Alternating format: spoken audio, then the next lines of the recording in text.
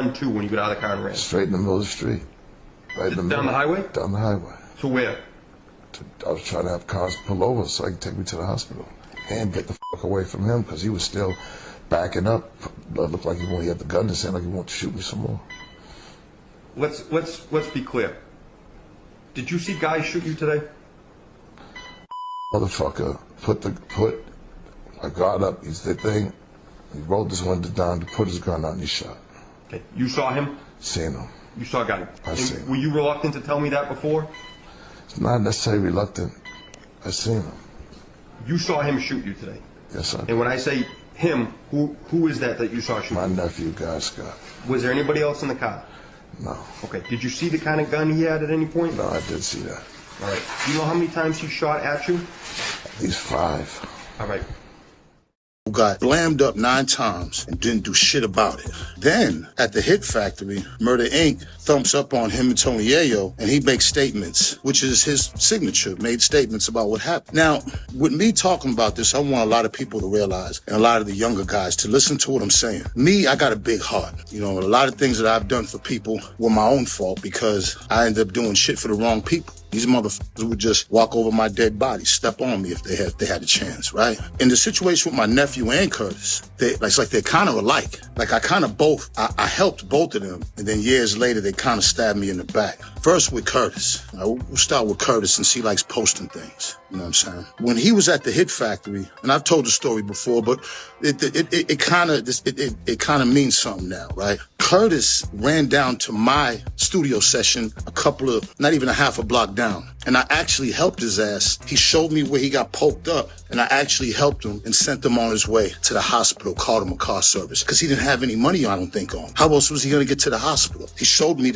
where he got poked up. He showed me the gun that Tony Yayo dropped with when Black Child lumped him up with no bullets in it. Me, the big heart that I have, the cancer in me, said, come on, you know what? Let me help you out. And I helped him out. And now years later, he keeps trying to, what a lot of people been trying to put a stain on my name and on my reputation, and you can't do it. The transgender thing didn't work. The gay shit didn't work. None of that works. I'm not gay. I've never been gay. I never even met that transgender. Never was even in the same room. We shot a movie together. The director gave the transgender my number.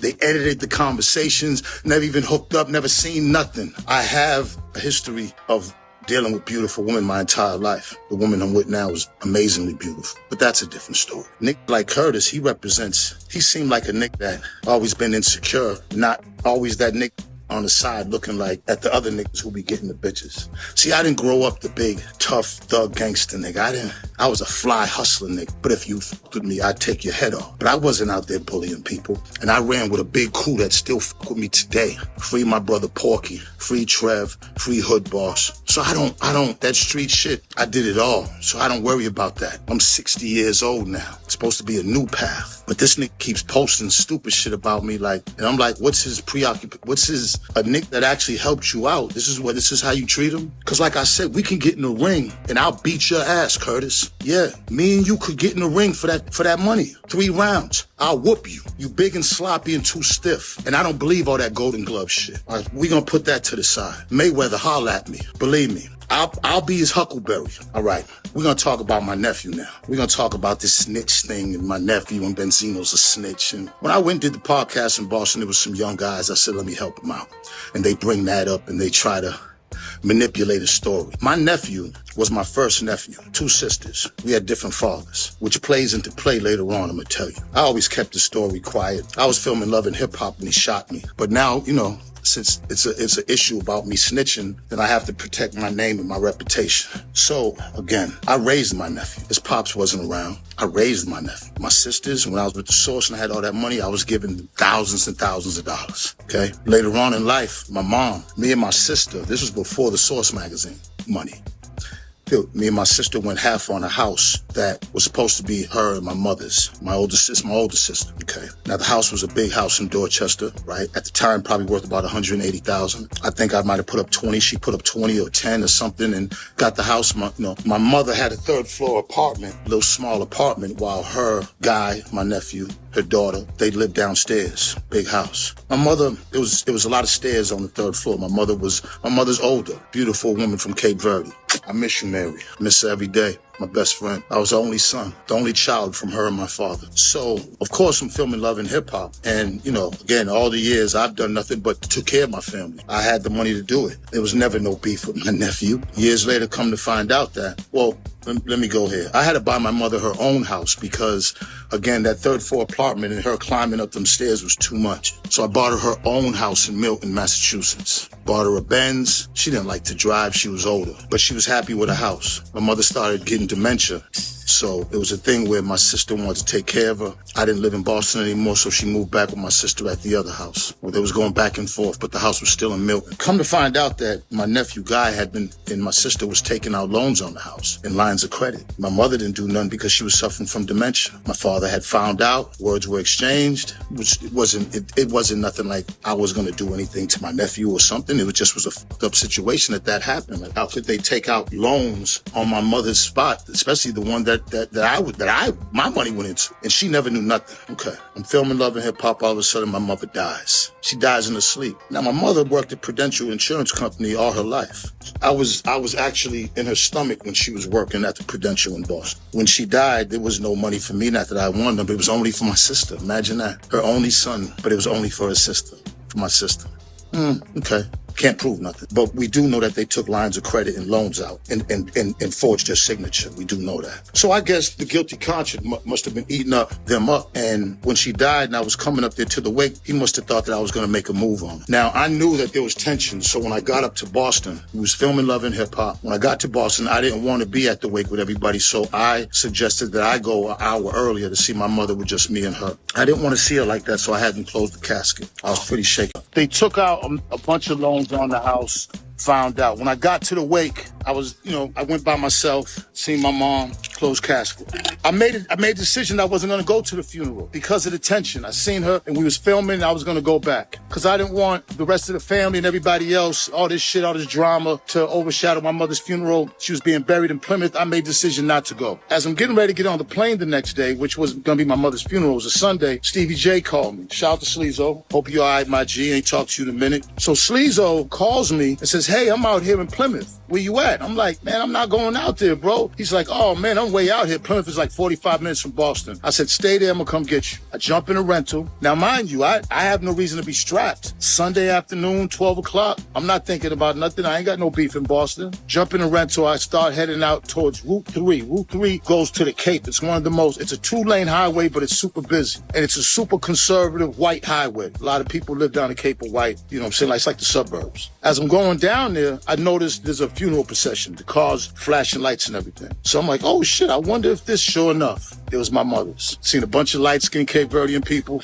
I was like, yeah, I'm on the left lane, the funeral procession's on the right going slow. I'm driving on the left, next thing you know, bop, bop, bop, bop, bop, bop. I'm getting hit. I got hit 3 times in my shoulder. I felt them, but I'm still driving. I did a 180, a fishtail 180, started driving back against the traffic. I couldn't drive no more because my arm kind of felt limp. I kept breathing and feeling my chest because I've been shot before. I wanted to make sure that, nothing hit my chest. Once I knew that my breathing was good and everything, I jumped out that bitch and started running. As I'm running, I run towards the hearse. And this is a true story. I know it sounds crazy, but I swear on my mother's soul this shit happened. I can't even believe it happened. As I run, I go towards the hearse, and all I seen, because it has the old school locks, I just seen the finger pressed down on the lock of the front of the hearse, because there was 2 hearses. Of course, one had my mother's coffin. It had to. So then I ran down a couple other cars, and then 2 of my cousins, Auntie Geneva, God rest her soul, I jumped in the back of their car. They're screaming like a motherfucker. I said, you got to drive over the medium, get me out of here, because, I'm losing a lot of blood. They drove over the medium, and we're going down here. Now, at that time, my nephew never been locked up, never had he wasn't a street kid. I raised him. He was a DJ. Now, I raised him. You could see in videos, I was proud. That was my first nephew. I loved him to death. My nephew was the first one to call police. He was the first one to get on the phone and said, I just shot a man, because come to find out, he had 3 guns and he had licenses for all of them. I didn't even know he had licenses. He called the police first. All right. This is the shit that nobody said. This is the shit that these niggas at the podcast, everybody just wants to try to get a story, clicks and comments, and trying to stain somebody's name. Don't even know what the fuck they talking about. He called the police first. The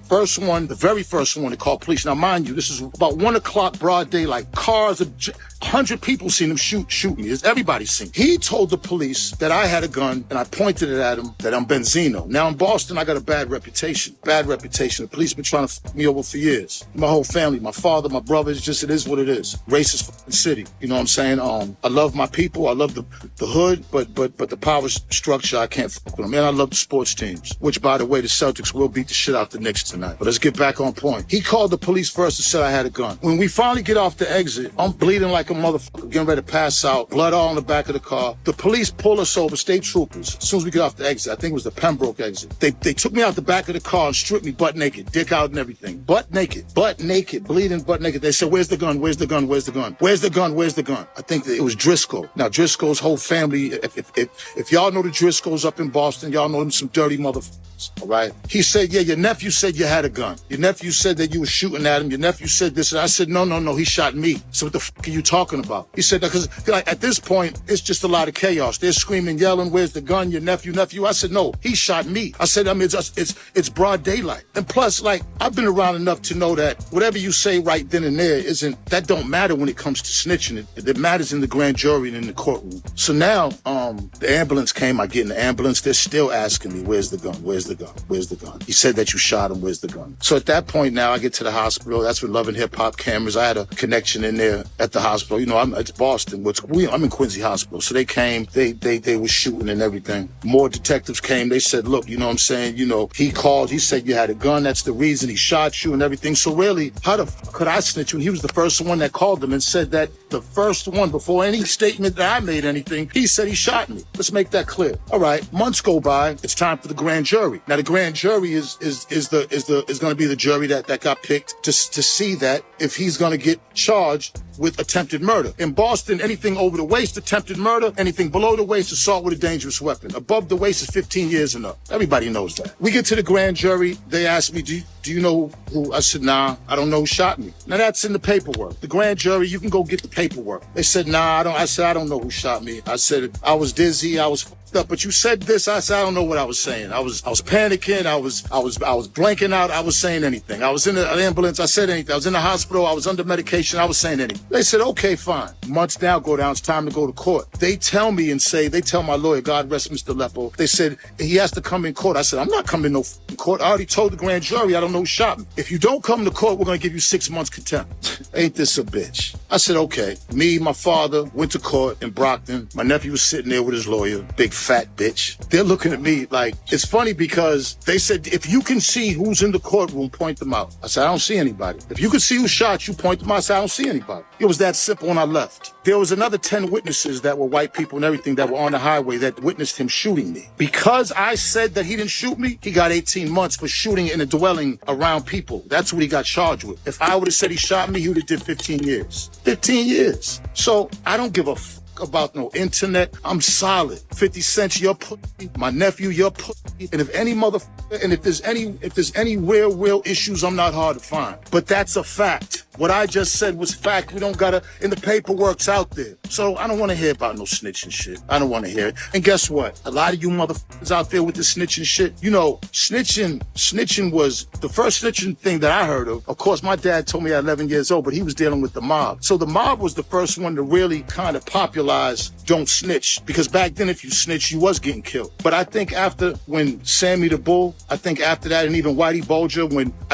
they seeing that the snitches are the actual ones killing all the people, I think people started saying, damn, ain't nobody killed Sammy the Bull. Whitey finally got it, but it's like, back then, if you snitch, you got dealt with. Nowadays, y'all motherfuckers are exposing snitches, and y'all ain't even doing shit. Okay, they snitches. Now what y'all gonna do about it? Nothing. It's just for clicks and comments. It doesn't change their life. 6ix9ine's richer than he's ever been. Still, ain't nobody did nothing other than the LA Fitness shit. All you niggas out there who was so much snitch this, snitch that, when y'all find out they're snitches, then why don't y'all go down and handle business? Y'all ain't gonna do shit. But see, yeah, my name and reputation means something to me. So that's why I had to tell the story. It's a beautiful day today, man. Much love. I'm 60. I'm not gonna be, I got a 9-year-old. I got grandkids on the way. I'm not gonna be the same person that I was back then. But ain't none of you niggas gonna fuck with me. And I ain't no crash out nigga. I'm very smart. That's why I lasted this long. But like I said, 50, if you want to get in that ring, celebrity, I'm with it. And then after that, man, we can hug it out and let this shit be over with. But all that shit you post on me, sorry, dickhead, that shit ain't true. Y'all figure it out.